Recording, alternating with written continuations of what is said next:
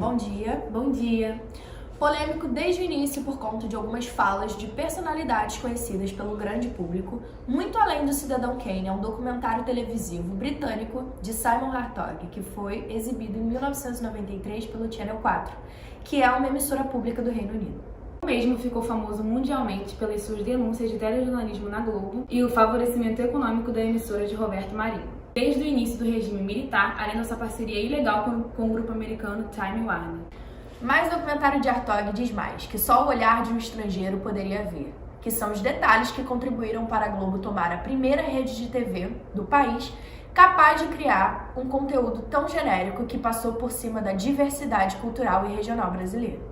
A estranha combinação do entretenimento dominical, a TV em cores e projetos de modernidade e integração nacional dos militares, e o condicionamento da vinheta e do plim-plim e da linguagem do globês que alterou a identidade idiomática do brasileiro. Revisitando Muito Além de Cidadão Kane, percebemos que o diretor quis dizer muito mais. Seu olhar de um estrangeiro originário do Reino Unido, onde a maior emissora, a BBC, revela o espanto ao ver um país onde a maior emissora é privada e que não só cresceu fora do controle do Estado, como também interferiu em momentos cruciais da história política nacional. Através de uma narração sensacionalista, o filme foca na vivência e no poderio de Roberto Marinho, aproximando-se do personagem Charles Foster Kane, personagem do filme Cidadão Kane, idealizador do grupo Globo de Comunicação, que tem na sua rede de televisão homônima o seu maior expoente. O longa apresenta as tentativas de manipulação da emissora e também fala sobre as relações entre a mídia e o poder da mesma no Brasil. O documentário nunca foi exibido no Brasil, pois foi proibido, mesmo que seu lançamento tenha sido após a abertura política da democracia. Mesmo após as críticas sobre a sua influência, Roberto Marinho conseguiu ter a sua trajetória reconstruída. Uma vez no poder, o grupo se expandiu, indo primeiro para o rádio e depois para a TV, e tendo como consequência alguns privilégios dados pelo presidente Juscelino Kubitschek, que Marinho apoiava, e por João Goulart.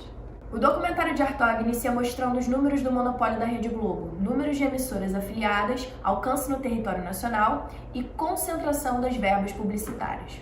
Colocados esses números, o documentário inicia a investigação por que desses números impressionantes. O foco narrativo no início do documentário se dá na diferença social e na grande quantidade de analfabetos no Brasil.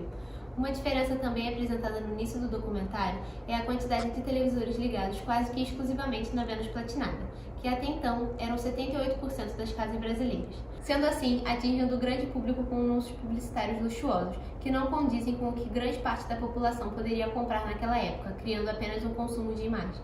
As autorizações das redes de canais são denunciadas ao decorrer do documentário, inclusive expondo até a possibilidade de políticos terem o poder de controlar a empresa comunicacional no Brasil, o que obviamente vai de encontro com a maior rede televisiva. Em paralelo à Copa de 70, aconteceu um boom econômico que permitiu à população comprar mais televisores, e com isso facilitou a propagação do canal da família Marinho. A audiência se dividia entre o futebol e os festivais de música, sendo o futebol algo que alimentava a calada do regime militar. Já a Rede Record mostrava a nata artística brasileira, que tentava, por mensagens subliminares, falar do holocausto político que acontecia. O filme aborda a destruição da Rede Excelsior e da TV Tupi, que eram as principais rivais de audiência direta com a Rede Globo. Esse conflito causou o final da primeira rede, que foi a única que demonstrou descontentamento em relação ao regime militar. Mesmo os canais que apoiavam a ditadura eram proibidos de noticiar qualquer situação que pudesse causar excitação intensa. O cúmulo da manipulação de informação foi na eleição de Leonel Brizola, que tinha acabado de voltar ao país e ganharia a cadeira máxima no estado do Rio.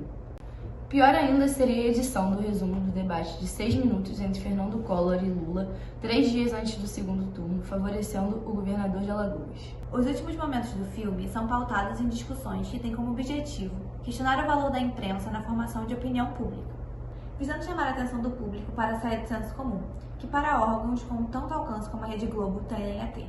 A mensagem final do documentário questiona se o povo deveria se libertar dessa influência ou ao menos contestá-la.